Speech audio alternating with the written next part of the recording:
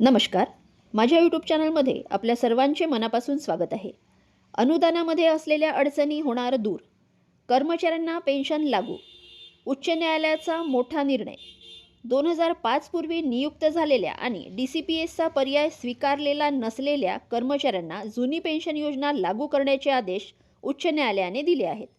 चला तर जाणून घेऊयात याबद्दल सविस्तर माहिती. त्यापूर्वी चॅनलला पहिल्यांदा भेट देत असाल तर लाईक करायला विसरू नका, सबस्क्राईब करायला विसरू नका, नवीन अपडेट्ससाठी बेल आयकनला प्रेस करायला विसरू नका आणि माहिती आवडल्यास आपल्या सहकारी मित्रांना शेअर करायला देखील विसरू नका. नियुक्ती 1 नोव्हेंबर 2005 पूर्वीची असतानाही अनुदान मंजुरीतील विलंबामुळे जुनी पेन्शन नाकारण्यात आलेल्या कर्मचाऱ्यांना उच्च न्यायालयाच्या नागपूर खंडपीठाने मोठा दिलासा दिला आहे.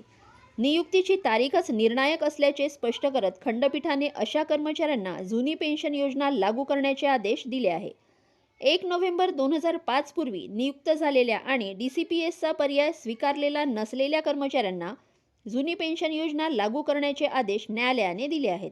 तसेच नव्या अंशदायी पेन्शन योजनेअंतर्गत वेतनातून कपात करण्यात आलेली रक्कम 4 आठवड्यात परत करण्याचे निर्देशही देण्यात आले आहेत.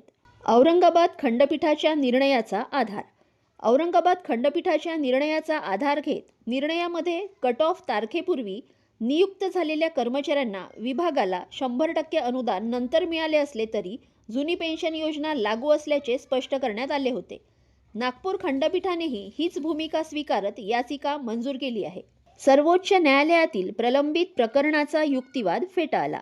खंडपीठाने संबंधित कर्मचाऱ्यांना महाराष्ट्र नागरी सेवा नियम 1982, महाराष्ट्र नागरी सेवा नियम 1984 आणि सामान्य भविष्य निर्वाह निधी याचा लाभ देण्याचे निर्देश दिले आहेत.